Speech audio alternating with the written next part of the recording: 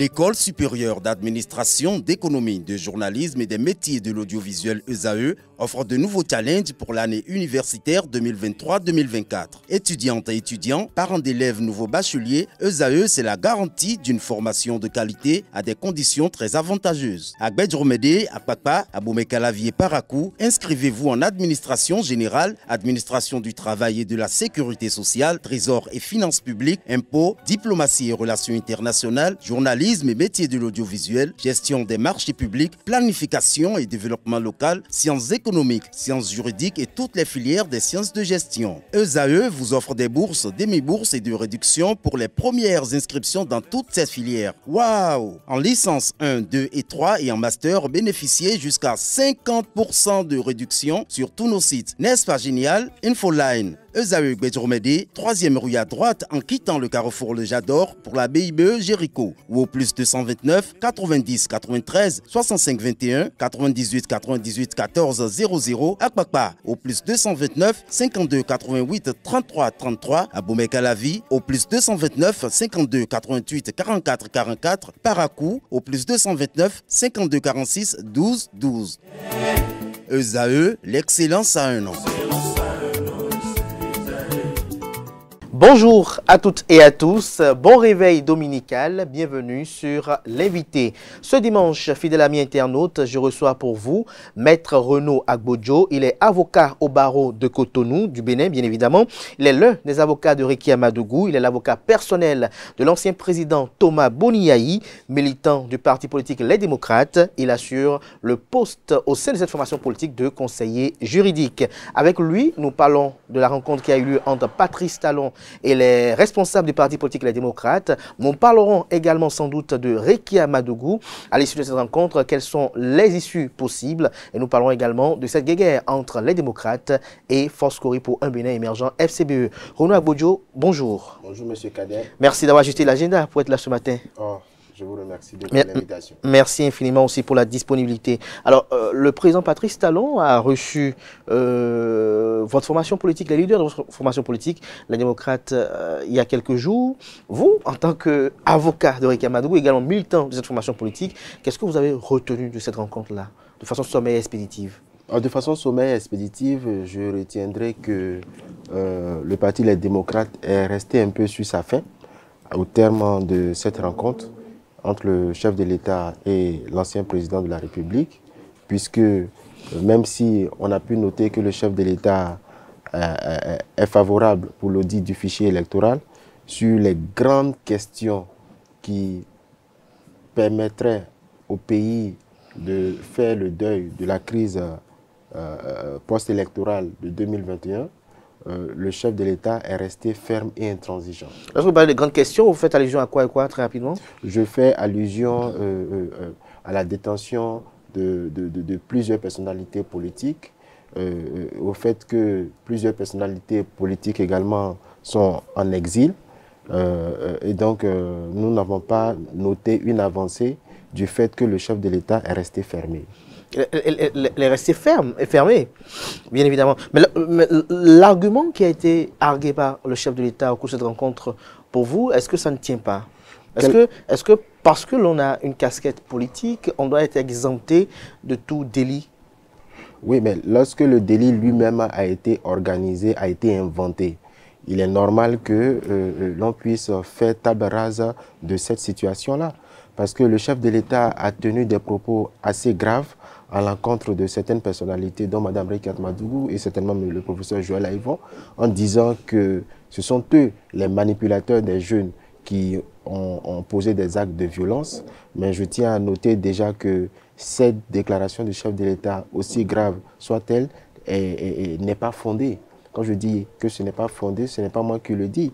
Mais nulle part, en ce qui concerne Mme Rekia Madougou à la Criette, la décision très critiquable qui la condamne n'a jamais mis à sa charge le fait qu'elle ait manipulé, qu'elle ait participé aux violences électorales de 2021. Aucune question à ce sujet ne lui a été posée. Tous les faits reprochés à Mme Madougou se limitent à la question d'une tentative d'assassinat d'une supposée tentative d'assassinat à l'encontre de certains cadres politiques de Parakou. Ça s'est limité à ça. Donc je ne sais pas où le chef de l'État est allé rechercher le fait que Mme Madougou a manipulé des jeunes pour poser des actes de violence en avril 2021. Encore que Mme Madougou a été arrêtée 2 mois avant les élections de 2021. Et mieux, depuis le jour de son arrestation jusqu'à ce jour, elle n'a pas pu communiquer avec l'extérieur, aussi bien par téléphone que de manière physique. Donc, elle a toujours été isolée depuis maintenant 3 ans. Donc, comment pouvait-elle manipuler qui que ce soit pour arriver à des actes de violence? Mais pour finir, je dirais que le groupe de travail des Nations Unies sur la détention arbitraire a même confirmé que le gouvernement béninois n'a produit aucune preuve relativement à ce qui concerne un témoignage, un procès verbal d'audition ou une preuve matérielle justifiant que Mme Madougou a même participé à un quelconque projet d'assassinat. Donc, en réalité, le chef de l'État n'a émis que des allégations et de simples faits rapportés auxquels il s'accroche pour rester ferme. Nous trouvons que ce n'est pas de nature à rendre crédible le Bénin en ce qui concerne le respect de ses engagements internationaux. Ce n'est pas de nature à rendre crédible le Bénin selon vous. Alors, lorsque l'on prend cette rencontre-là, le chef de l'État a quand même opiné sur beaucoup de sujets d'actualité, notamment à la question des exilés politiques. Il n'a pris aucun décret pour exiler qui que ce soit. Ceux qui ont des démêlés avec la justice, qu'ils rentrent pour faire face à la justice de leur pays, qu'elle les blanchisse ou qu'elle les condamne. Oui, le problème n'est pas le fait de prendre ou pas un décret. Nulle part au monde, vous ne verrez la qualité d'exilés politiques liée au fait qu'à l'interne, un État prenne un décret pour les déclarer exilés politiques. Ça n'a pas de fondement juridique. Ce n'est pas comme ça que ça se passe. Les exilés politiques, ce sont des personnes qui sont persécutées pour leurs opinions, pour leur situation religieuse ou pour d'autres éléments qui sont en rapport avec l'indépendance de la justice. Or, aujourd'hui, il est clair que la justice béninoise n'est pas indépendante du fait que le Conseil supérieur de la magistrature est à dominance composée d'halogènes politiques. De sorte que tant que cette question n'est pas réglée, il n'est pas possible pour des exilés politiques qui, pour certains, bénéficient même de décisions favorables que le gouvernement béninois refuse d'exécuter. Donc, en l'absence d'une véritable indépendance de la justice, il n'est pas possible pour des personnes qui sont poursuivies, qui subissent un certain acharnement. Pourquoi vous avez des doutes sur l'indépendance de la justice? Oui, ce n'est pas moi qui le dis. Le groupe de travail des Nations Unies l'a dit en ce qui concerne le procès de Mme Rekiat Madougou. La Cour africaine des droits de l'homme et des peuples l'a aussi dit en ce qui concerne le cas de M. Sébastien Ajavon. Et pour finir, nous avons le rapport, un rapport du département d'État américain sur la situation des droits de l'homme au Bénin, qui a également martelé que la justice béninoise n'est pas indépendante et que les acteurs politiques qui ont été condamnés en 2021 n'ont pas bénéficié de procès équitables et n'ont pas bénéficié de la présomption d'innocence. Alors, Renaud Agbodjo, aujourd'hui, nous n'avons pas remué le couteau dans la plaie. L'espérance des uns et des autres, c'est de voir ces Béninois-là, qui, eux, tout au moins, ceux qui sont au pays, qui sont en prison, notamment Rekiat Madougou, Joël Aïvo et bien d'autres, recouvrir leur liberté. Est-ce que, après le refus de Patrice Talon de gracier Rekiat Madougou, est-ce qu'il y a des espérances pour sa libération? D'abord, je voudrais faire préciser que le Parti Les Démocrates n'a jamais demandé une grâce présidentielle. Le président l'a dit qu'il l'a fait savoir au président Boni Yayi. Oui, mais le président Boni Yayi n'a jamais demandé une grâce présidentielle au profit de M. Joël Aïvo. Mais est-ce que le président Patrice Talon lui avait parlé par le passé? Oui, ils se sont rencontrés en 2021 et peut-être après. Mais ce qui est constant, c'est que le président Boni Yayi n'a jamais demandé, au nom du Parti Les Démocrates, une grâce présidentielle au président Patrice Talon. Le président Boni Yayi et les députés qui l'accompagnaient, le premier vice-président et le deuxième vice-président, ont demandé au chef de l'État de soutenir la proposition de loi portant amnistie au profit de certaines personnalités en détention et en exil. C'est ce qui a été demandé. Donc si le chef de l'État a préféré parler de la question de grâce et dire qu'il ne comptait pas, qu'on appelle ça, la gracier, Mme Rekiat Madougou, nous en prenons acte. Tout simplement. Nous en prenons acte, il n'y a pas de commentaire à faire là-dessus. Et par rapport au projet en examen au niveau du Parlement? Oui, bon, on peut considérer que, aussi au jour d'aujourd'hui, la proposition de loi portant amnistie générale à l'égard de certaines personnalités politiques ne peut pas être votée sans l'accompagnement des députés de la mouvance présidentielle. Des députés de la mouvance présidentielle qui sont aujourd'hui liés par la décision du chef de l'État. Nous pensons que les discussions vont se poursuivre. Est-ce que vous pensez que avec le refus de gracier, de grâce du président Patrice Talon, est-ce que vous pensez que les députés, eux, ne vont pas gracier Ricky Amadougou? Non, les députés ils ne vont pas voter la loi d'amnistie. Oui, c'est ce que je dis. Nous sommes en 2023. Les 2026, c'est dans 2 ans. Les réalités de 2023 ne sont pas forcément celles de 2024. Et je vais dire, les réalités politiques sont mouvantes. De 2023 à 2025, de 2023 à 2024, beaucoup de choses peuvent se passer. Donc nous sommes toujours dans l'espoir d'espérer que les discussions évoluent positivement à ce que la loi d'amnistie introduite par le parti Les Démocrates soit votée positivement par les députés de la mouvance. Est-ce que vous pensez que toutes les voies de recours ont été épuisées au niveau du chef de l'État pour obtenir sa clémence? Non, je devrais d'abord vous rappeler que le parti Les Démocrates n'a pas introduit une demande d'audience auprès du chef de l'État.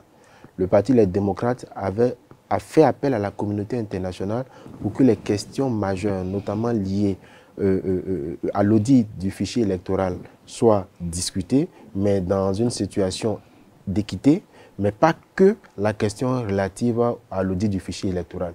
Le parti Les Démocrates a aussi fait appel à la communauté internationale pour que les personnes en détention arbitraire et en exil forcé retournent dans leur pays et celles qui sont en détention soient libérées. Donc, le parti Les Démocrates a fait appel à la communauté internationale.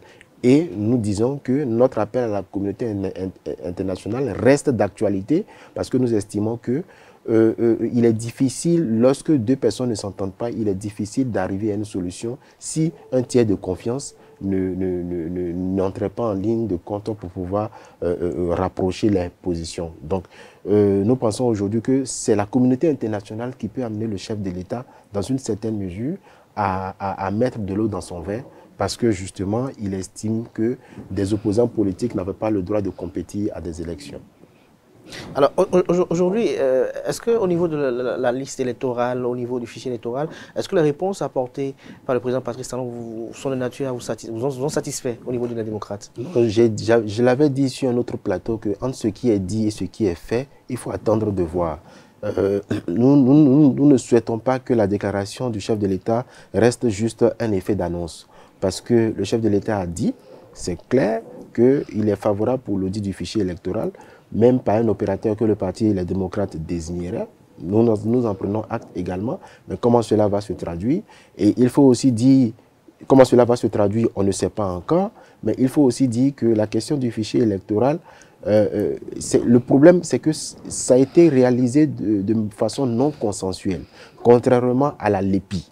La LEPI, même si elle avait une existence déterminée de 10 ans, elle a été faite avec tous les acteurs politiques et de la société civile à l'époque sous le président Boni Yayi et avait reçu un satisfecit général et même par l'ANIP aujourd'hui où le satisfecit était donné. Mais au moment où on constituait les organes de ces institutions qui devaient avoir à charge la confection de cette liste-là, il y avait quand même un couteau tiré entre l'exécutif et la FCB d'alors, après devenir démocrate. Oui, mais le couteau tiré ne veut pas dire qu'on doit exclure l'opposition. Mais est-ce qu'il y a eu exclusion dans un contexte où il fut un temps, on ne voulait rien savoir venant de l'exécutif? Non, mais pas du tout. Ce n'est pas le parti Les Démocrates qui a créé le certificat de conformité. C'est une émanation ex nihilo de la Cour constitutionnelle dirigée à l'époque par l'avocat personnel du chef de l'État. Donc en réalité, la crise politique au Bénin part de la création ou de l'invention en dehors de la loi du certificat de conformité. Si on n'avait pas exclu le parti FCBE à l'époque, forcément, vous convenez avec moi que la Constitution même n'aurait pas pu être modifiée puisque à tout le moins le parti Les Démocrates aurait pu avoir le nombre nécessaire de députés pour empêcher que la Constitution soit modifiée, pour qu'on en arrive à l'instauration du parrainage. Une petite digression positive. Mais en tant que juriste, est-ce que l'introduction ou l'exigence du certificat de conformité d'alors, dans un contexte où il y a eu des réformes politiques, n'était pas bien séant? Non, il faut que l'introduction du certificat de conformité repose sur la loi. Vous êtes d'accord avec moi que le certificat de conformité ne tirait sa source d'aucune disposition légale. Donc, c'est une forfaiture à la limite qui a été faite à l'époque, qu'on nous a imposée, parce que sachant que sur le terrain, nous allions donner forcément du fil à retordre au parti de la majorité, au parti soutenant le chef de l'État à l'époque. Soutenant le chef de l'État à l'époque. Alors, Renaud Agbodjo, au cours de cette rencontre, l'une des bonnes nouvelles, c'est que les jeunes qui ont été pris dans ces cas de violence-là vont recouvrir leur liberté. On a donné des instructions au garde des Sceaux. Est-ce qu'à ce niveau, depuis l'effectif de cette rencontre-là, est-ce que vous avez senti des lignes qui bougent, vous qui êtes tout le temps dans les couloirs? Aucune ligne n'a bougé. Aucune ligne n'a bougé. C'est pour ça que je disais tout à l'heure que entre ce qui a été dit et ce qui sera fait, nous attendons de voir. Cela ne doit pas rester seulement un simple effet d'annonce. Aucune ligne n'a bougé. Mais est-ce que vous pensez que cela nécessite du temps, la libération? Non, mais moi je dis, pour la plupart, ils n'ont même pas fait l'objet d'un procès. Pour la plupart, ils n'ont même pas été interrogés. En réalité, moi je pense qu'ils doivent pouvoir bénéficier de mise en liberté. On n'a pas besoin forcément d'aller à des procès pour qu'ils soient graciés par le chef de l'État. Parce qu'on sait aujourd'hui qu'ils ont été arrêtés dans le cadre des élections d'avril 2021. Il y a eu des libérations précédentes où des personnes, on n'a pas attendu qu'elles soient jugées ou condamnées pour qu'elles soient mises en liberté. Pour les étudiants, je pense que le ministre de la Justice doit faire en sorte que le procureur spécial de la Criette demande ou requiert la mise en liberté de ces jeunes-là. Donc, le chef de l'État n'a pas à demander qu'ils soient jugés avant de prendre une mesure de grâce présidentielle. Non.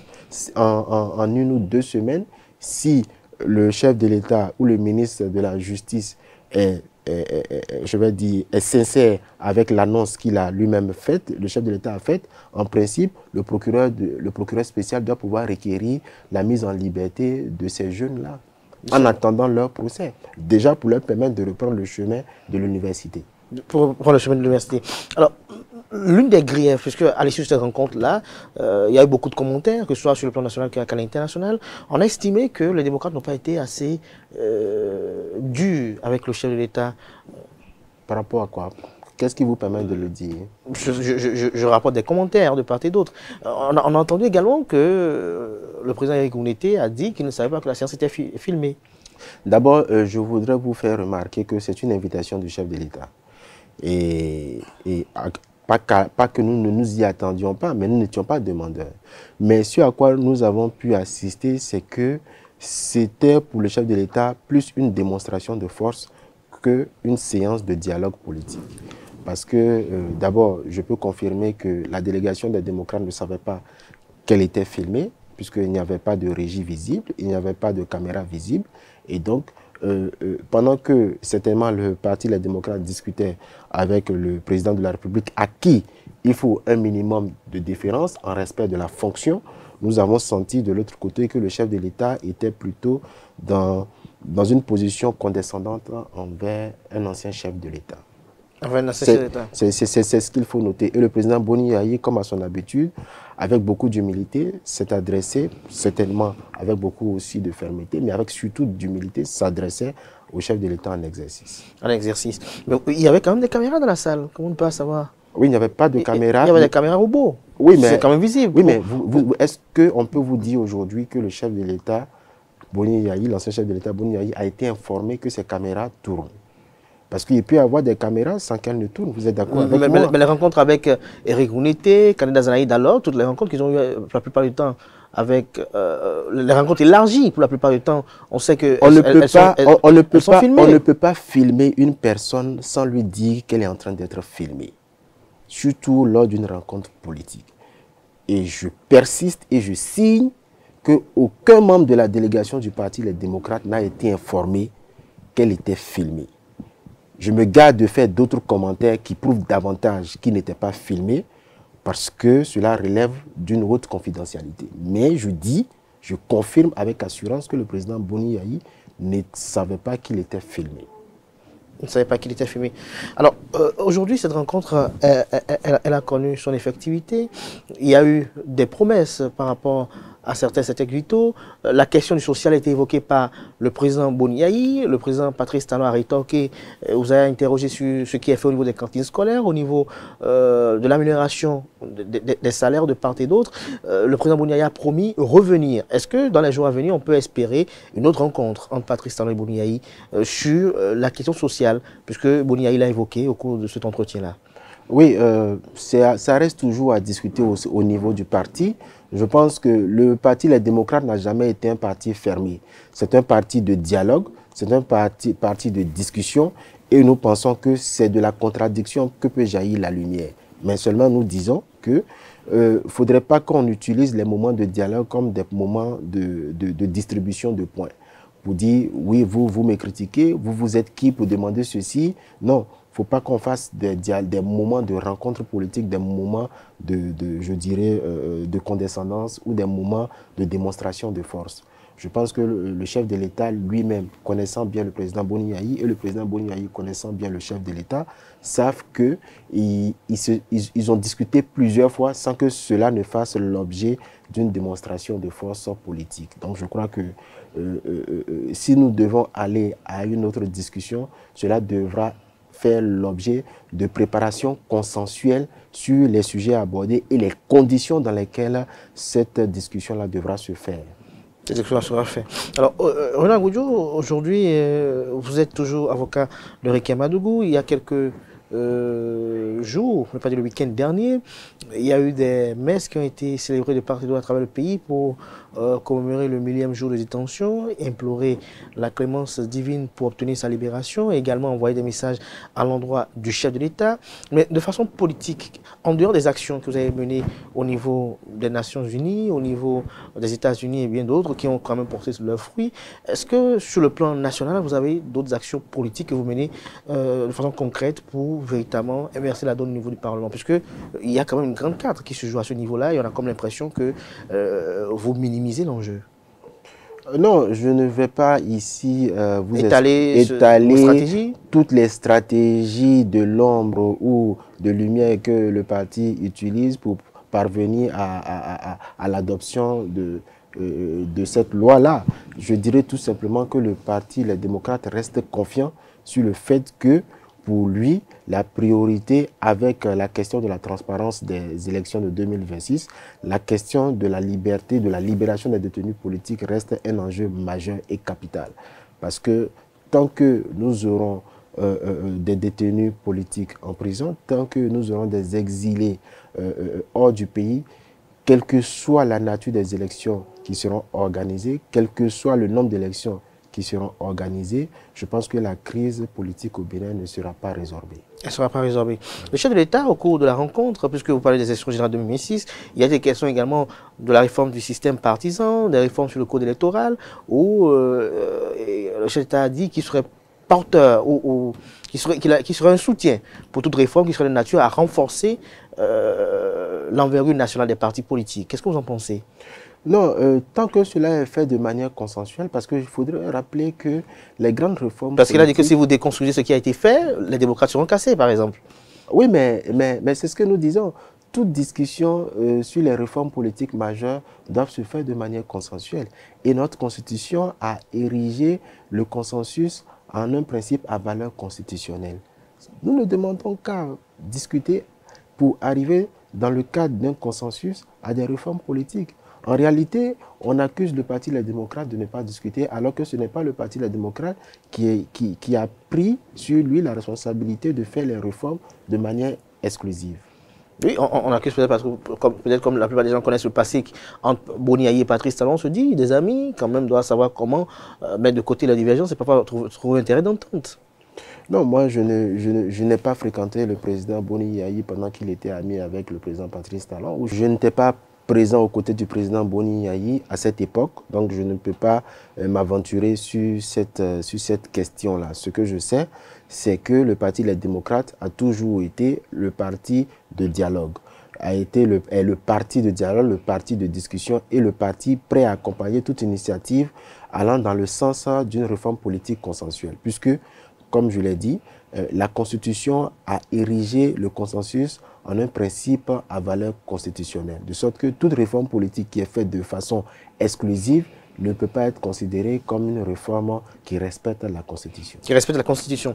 Alors, au lendemain, je vais vraiment passer de ce commentaire qui a été fait par le chef d'État sur votre logo. C'est quand même amusant, ça a fait quand même couler beaucoup d'encre dans les... Oui, mais je veux dire qu'on en parle. Oui, par rapport à votre logo, on vous demande de ne pas incendier le pays, même si sur votre logo, il y a une flamme. Alors, je vais m'aventurer sur la définition même du mot flamme. D'abord, à l'origine, la flamme du Parti Les Démocrates symbolise quoi? Je suis allé rechercher un peu l'origine de la flamme. En réalité, quand vous prenez les Jeux Olympiques sont caractérisés par quoi? Les Jeux Olympiques qui se déroulent chaque 4 ans sont symbolisés par une flamme qui, au début des compétitions, il y a une personne qui allume la flamme olympique. Mais je suis allé rechercher dans les livres d'histoire et jusqu'à aujourd'hui, la définition n'a pas changé. La flamme olympique a pour signification la paix et l'amitié entre les peuples. Alors, si pendant les Jeux Olympiques, toutes les querelles sont tues, si pendant les Jeux Olympiques, à cause de la flamme olympique, toutes les contradictions sont tues, alors pourquoi penserait-on que le Parti Les Démocrates, qui est illustré par la flamme olympique, constituerait un parti de violence? Donc je crois que le chef de l'État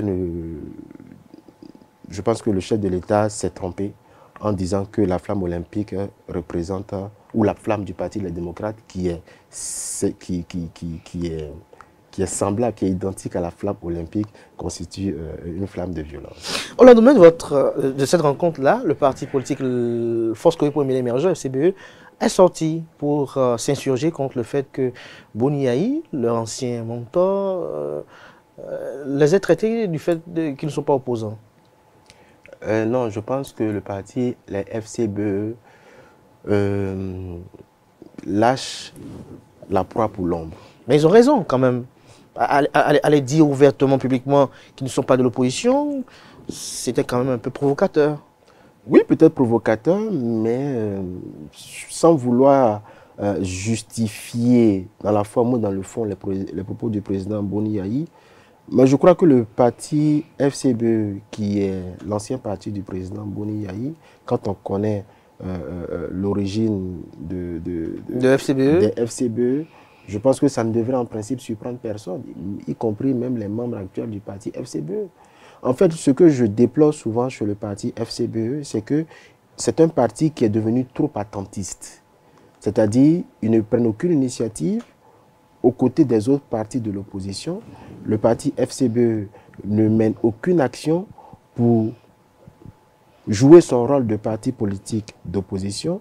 Le parti FCBE n'a aujourd'hui que pour priorité de critiquer toute initiative du parti Les Démocrates, comme s'il y avait une guéguerre personnelle entre les anciens collaborateurs du président Boni Yayi des FCBE et le président du parti Les Démocrates. Donc, ils attendent forcément que le parti Les Démocrates prête une initiative allant dans le sens de revendiquer des droits au profit de l'opinion ou du peuple, pour venir dire à tort ou à raison que le président Boni Yayi n'aurait pas dû dire ceci, n'aurait pas dû dire cela. Là où on attend le parti FCBE, et je crois que là où le peuple ou l'opinion attend le parti FCBE, c'est de jouer pleinement son rôle de parti d'opposition et non d'avoir à se plaindre qu'on l'ait traité de parti d'opposition ou pas. Êtes-vous prêt à travailler avec la FCBE dans l'opposition? Oui, tout dépend. Une synergie d'action? Non, évidemment. Le parti Les Démocrates n'a jamais été un parti fermé. D'ailleurs, une correspondance est allée à l'endroit de tous les partis se revendiquant de l'opposition, y compris le parti FCBE. Si vous leur avez envoyé une correspondance du fait qu'ils se revendiquent de l'opposition et que publiquement devant le chef de l'État, vous dites qu'ils ne sont pas l'opposition, non, ce n'est pas, qu'il n'y a pas une antinomie? Le président Boni Yayi, je n'ai pas envie de le dire parce que cela pourrait prêter à équivoque. Le président Boni Yayi discutait avec le président Patrice Talon dans un cadre a priori privé. Et c'est là que je reviens sur le fait que la discussion entre le président Boni Yayi et le président Patrice Talon n'était pas censée être filmée. C'est une discussion politique. Et lors de discussions politiques, tout peut se dire. Donc, je pense que on peut considérer que même si le parti FCBE est un parti pour la forme qui est de l'opposition, il faut que lui-même arrive à justifier dans ses actes, dans ses faits, qu'il est un véritable parti d'opposition. Le chef de l'État a dit, c'est peut-être parce que le parti FCBE ne l'insulte pas, que le président Boni Yayi a dit que ce n'est pas un parti d'opposition. Mais dites-moi, combien de fois, qui a insulté le président Boni Yayi et le président Patrice Talon au sein du parti Les Démocrates? Porter la contradiction n'est pas considéré comme une injure. En réalité, je pense que soit on accepte qu'il y ait des partis d'opposition, dans ce cas, on accepte le débat contradictoire, ou notre constitution en arrive à changer le régime politique pour dire désormais tous les partis doivent se fondre dans un parti unique et il n'y a plus de contradiction, tout est linéaire. Donc, un parti d'opposition doit pouvoir jouer son rôle de premier plan qui est celui de faire en sorte... Donc pour vous, SCE ne joue pas le rôle de parti d'opposition? Sans fausse modestie, je pense que le parti FCBE ne joue pas pleinement le rôle d'opposition. Je considère que le parti FCBE ne joue pas pleinement le rôle d'opposition, parce qu'on ne les entend pas. Et cela s'est illustré d'ailleurs aux dernières élections législatives. Ils n'ont remporté, évidemment, à la fin du décompte, ils n'ont pas pu obtenir un seul député à l'Assemblée nationale. Parce que le parti, les démocrates, qui était un parti naissant, est né avec beaucoup plus de légitimité que le parti FCBE qui existait depuis plus de 10 ans.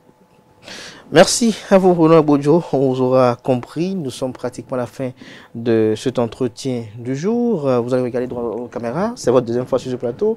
Vous allez vous adresser à ceux qui ont bien voulu suivre cet entretien. Un mot pour conclure. Je remercie les téléspectateurs de votre chaîne pour nous avoir suivis. Nous espérons que les arguments que nous avons donnés en ce qui concerne la rencontre avec le chef de l'État et le parti Les Démocrates ont convaincu.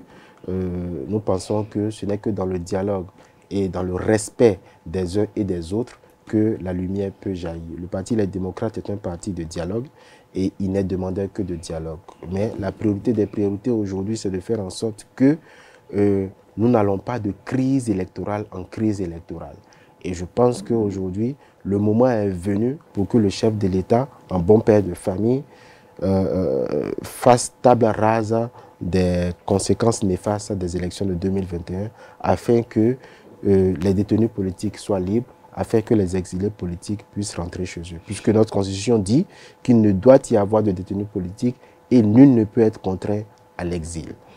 Merci à vous, Renaud Agbodjo. Je retiendrai de cette émission, chers amis internautes, que le conseiller juridique du parti politique Les Démocrates sur ce plateau a eu à dire qu'à l'issue de cette rencontre-là, le parti est resté sur sa faim sur les grandes questions, notamment la détention de personnalités politiques et d'exilés politiques. Il a traité de non fondés les propos du président Patrice Talon sur le fait qu'il parlait de ceux qui sont les instigateurs des violences électorales. Boni Yayi n'a jamais demandé une grâce présidentielle au profit de Ricky Amadougou au nom de Les Démocrates, a laissé entendre Maître Renaud Agbodjo, qui est l'un des avocats conseils de Ricky Amadougou et l'avocat personnel de l'ancien président Thomas Boni Yayi. Ils sont toujours dans l'espoir que quelque chose puisse se faire pour obtenir la libération de Ricky Amadougou. Il estime que la communauté internationale peut amener le président de la République à mettre de l'eau dans son vin. Dans ce sens-là, c'était pour le président de la République une démonstration de force plutôt qu'un dialogue, a laissé entendre Maître Renaud Agbodjo sur ce plateau. Aucun membre de la délégation n'a été informé qu'ils étaient filmés, a-t-il dit à maintes reprises au cours de cet entretien. Interrogé sur la sortie médiatique des FCBE au lendemain de cette rencontre qui a eu lieu au palais de la Marina, pour lui, les FCBE sont trop attentistes, ils ne prennent aucune initiative réelle, ils critiquent tout ce que fait les démocrates et ils doivent justifier leur appartenance à l'opposition. Pour lui, les démocrates, le parti politique Les Démocrates auquel il milite, porte la contradiction tradition et n'insulte pas le chef de l'État. FCBE, quant à lui, doit jouer pleinement le rôle de parti d'opposition. J'espère que j'ai plus ou moins résumé les propos. Absolument, vous y êtes. Merci à vous, Maître Renaud Agbodjo. Je rappelle que vous êtes avocat au barreau du Bénin. Vous êtes l'un des avocats de Ricky Amadougou, avocat personnel de l'ancien président Thomas Bouniaï, actuel président du Parti politique Les Démocrates. Vous êtes militant au sein de cette formation politique. Vous êtes l'un des conseils juridiques du Parti politique Les Démocrates. Merci d'avoir cette invitation. Merci à vous, chers amis internautes. N'oubliez pas de prendre le rendez-vous du JT à 19h.